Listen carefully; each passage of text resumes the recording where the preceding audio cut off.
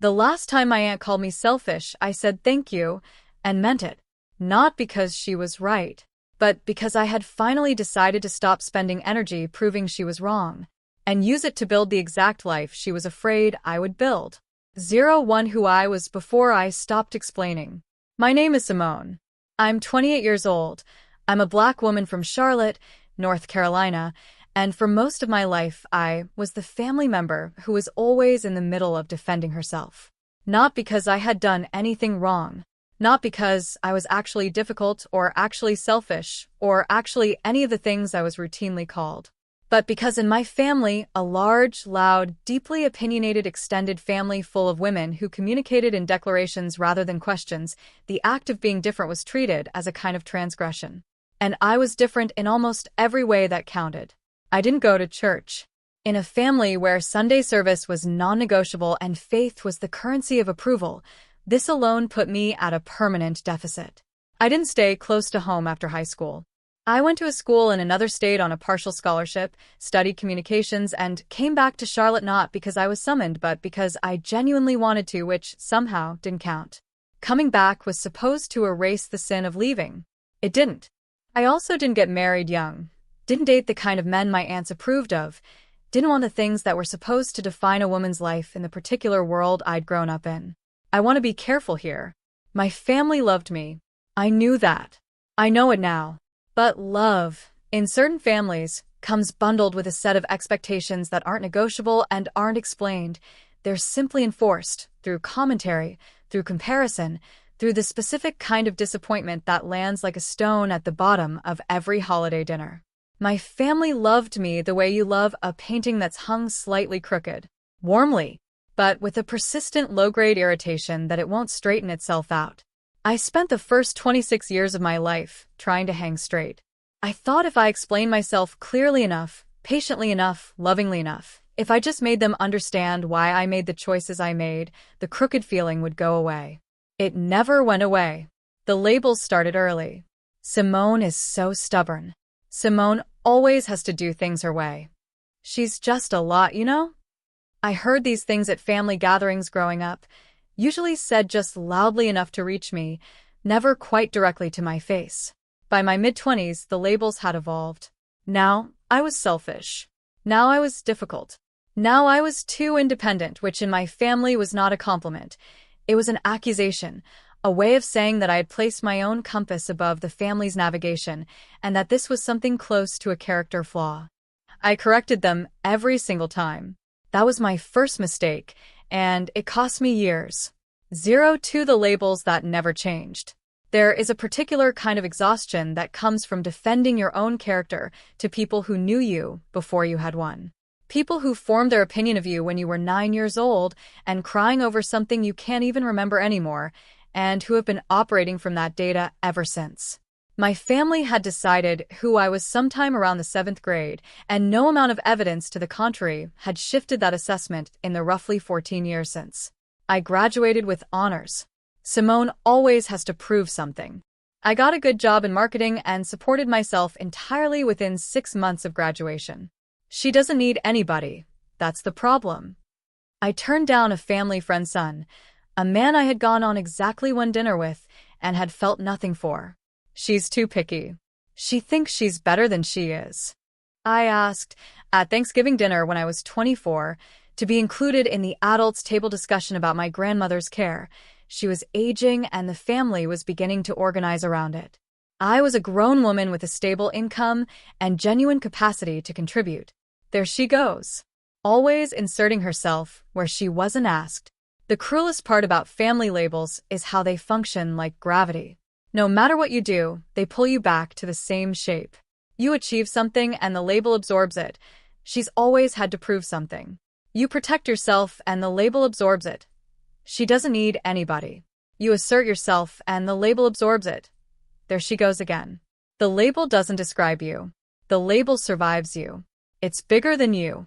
It was there before you arrived, and it will outlast anything you do. I had been trying to correct a story that wasn't interested in being corrected. I came to this understanding slowly, the way you come to understand that it's raining when you've been standing in it for a while. Not as a revelation, but as a simple, obvious fact you should have registered sooner. At 26, I had a long, circular argument with my mother's oldest sister, my Aunt Celestine, about a career decision I'd made. I had been offered a promotion that required relocating to Atlanta for 6 months. I was going to take it. I told the family, and Celestine responded the way she always responded to my autonomy, with a monologue about my selfishness, my refusal to prioritize family, my endless orbit around my own needs. I explained myself. I laid out the opportunity, the money, the timeline, the plan to visit on weekends. I was calm. I was thorough. I was, as I always was in these moments, a person presenting a closing argument to a jury that had made up its mind before the trial started. Celestine listened to everything I said, and then she repeated, nearly word for word, what she had said before I started explaining, as if I had said nothing, as if my words had moved through the air and dissolved before they reached her. I drove home that evening and sat in my apartment for a long time, and I thought, very clearly for the first time without emotion, what if I just stopped? 3 The moment I decided to let them win. What I mean when I say I let them be right is not that I conceded. It's something more specific and, I think, more interesting than that. I made a decision to stop spending a single calorie of my energy on their narrative about me, and to spend every one of those recovered calories on the life they were so sure I was living anyway. They said I was selfish. Fine. I would be selfish, deliberately and without apology, in every direction that served me. They said I was too independent. Fine. I would be so independent that independence became my brand, my identity, the organizing principle of every decision I made. They said I always put myself first. Fine. I would put myself first with a kind of methodical, joyful, fully committed intention that I had previously been directing toward trying to be understood by people who didn't want to understand me. This is the thing about being called a thing for long enough. You stop hearing it as an accusation and start hearing it as a description of what's available to you.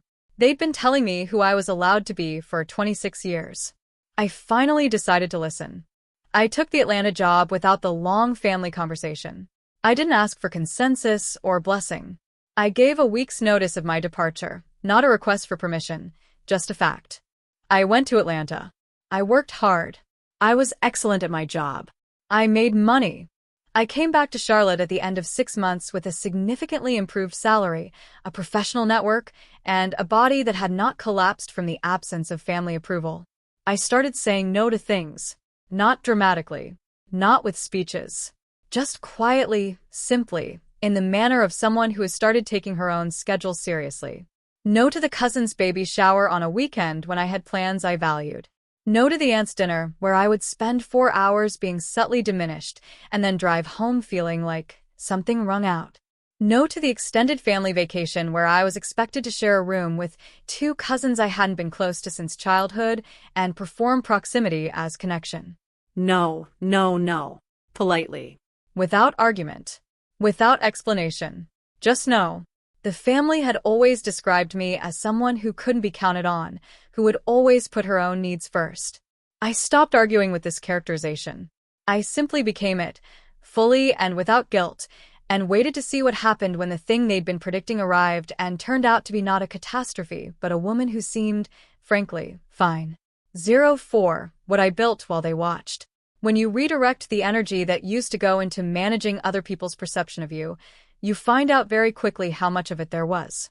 I had been burning enormous amounts of fuel on self-justification, on anticipatory explanation, on the constant low-level monitoring of how my choices might land in my family's internal court of opinion. When I stopped doing those things, I had so much energy, I didn't know what to do with it at first. I felt almost disoriented by the surplus. I used it. I used it with intention, the way you use a windfall, not recklessly, but like someone who knows this resource is real and finite and deserves to go somewhere that matters. I started a side project, a content consultancy that I'd been wanting to launch for 2 years, but had been too busy managing my family relationships to build. Within 8 months, it had paying clients. Within a year, it was matching my salary. Within 18 months, I was looking at the numbers and doing the math on what it would take to go independent full-time. I went to therapy.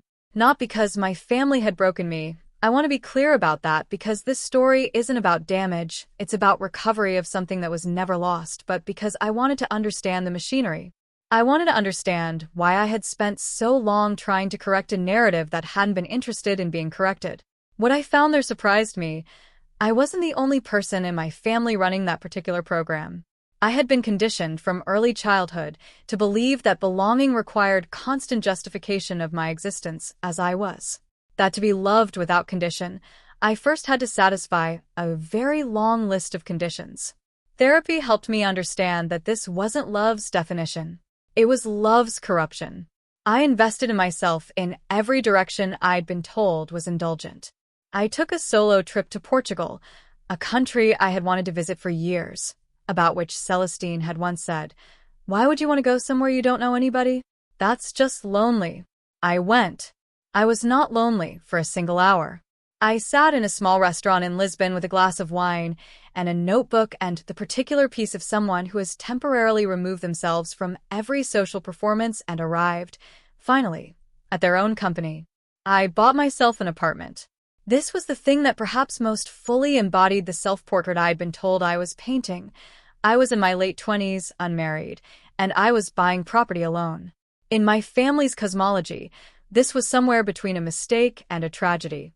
A woman buying her own apartment without a husband was a woman giving up on the real life that was supposed to come before this, making permanent what should have been temporary.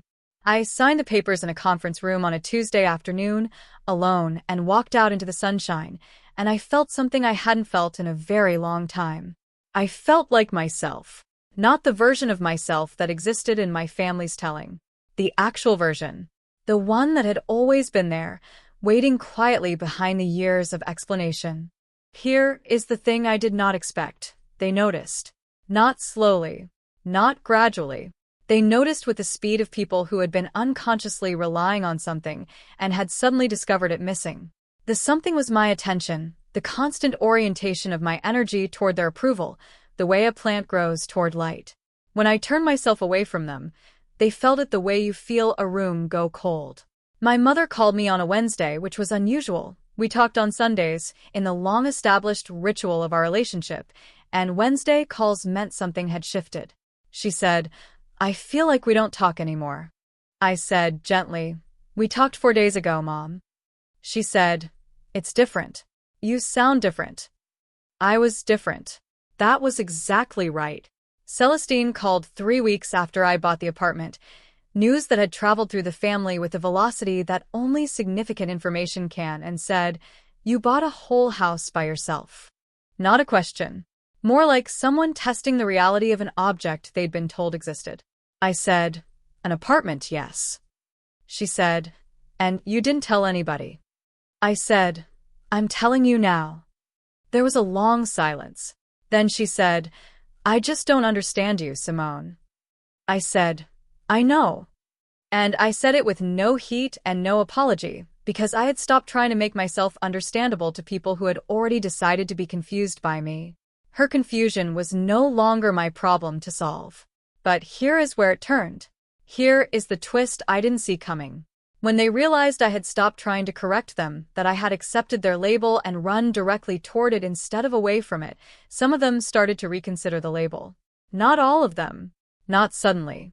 But the family members who were capable of updating their information, who had been calling me selfish as a reflex and not a conclusion, started watching what I was actually doing with my life. And what they saw was a woman who was building something. A woman who was, by every external measure, thriving.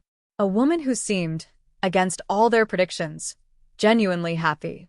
My cousin Deja called me on a Sunday 6 months after I moved in. She was 3 years younger than me, in a relationship she'd been complaining about for 2 years, quietly miserable in a city she'd never chosen to stay in. She said, "Can I ask you something?" I said yes. She said, "How did you stop caring what they think?" I said, "I didn't stop caring. I stopped competing." She was quiet for a moment. Then she said, "What's the difference?" I said, "Caring means you want them to see you. Competing means you're trying to win an argument about who you are. You can care about someone's opinion without going to war with it." I just stopped going to war. And when I stopped, I realized there'd never actually been a war. Just me, fighting alone, against a story. 06 what they did with their own creation. When I say my family didn't like the result they created, I want to be precise about what I mean because I think precision matters here. They didn't like it because it removed the function I had been serving in our family system. I had been the one who pushed back, who fought for recognition, who kept showing up and arguing her case. A family needs someone in that role. It creates a kind of dynamic tension that everyone else gets to organize around. Without it, something in the system goes slack. When I stopped fighting, Celestine didn't have an opponent. She had a niece who simply nodded pleasantly and did whatever she was going to do anyway. This was, I later understood, enormously uncomfortable for her, not because she was cruel, but because conflict had been the way she engaged with me. It was how she showed that she cared. Take that away, and she didn't know how to reach me. She started showing up differently, calling more often, asking actual questions about my work, bringing food to my apartment once, unprompted on a Saturday. It was clumsy. It was imperfect. It was the most genuine thing she had done in 20 years of our relationship. What changed by person? Mom started asking about my work instead of my relationship status. Visited the apartment and said nothing critical, which for her was genuinely heroic effort. Celestine. The food drop-off. Then a second one. Then the question about whether I'd consider coming to church on Easter. Asked, not demanded. I went once, as a gift, and she hugged me like she'd been waiting for years. Cousin Deja.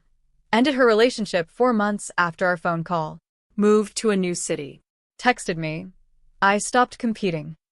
I cried reading that. The good kind. The ones who didn't change.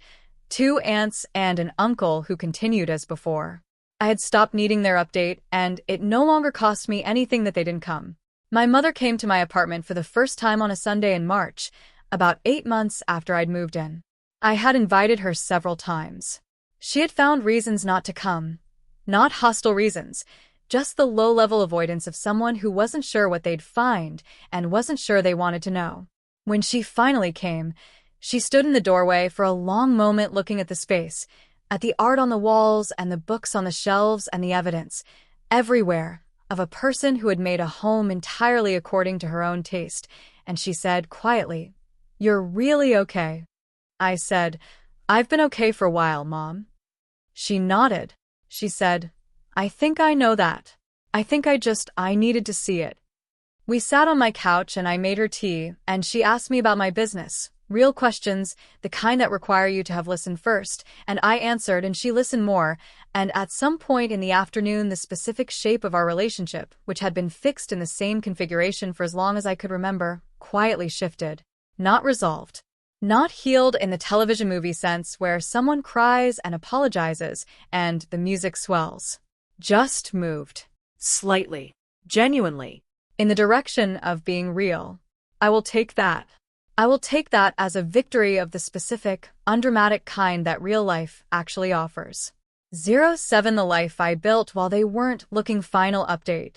I left my full-time job 11 months ago and went independent. The consultancy now has 4 ongoing clients and a waitlist. I work from my apartment in the mornings, from cafes in the afternoons when I want to be around people, and from wherever I happen to be when I'm traveling, which I do more of now than I ever have. Last month, I was in Morocco for 2 weeks. Before that, Japan. My passport has more stamps in the last 2 years than it collected in the previous 10.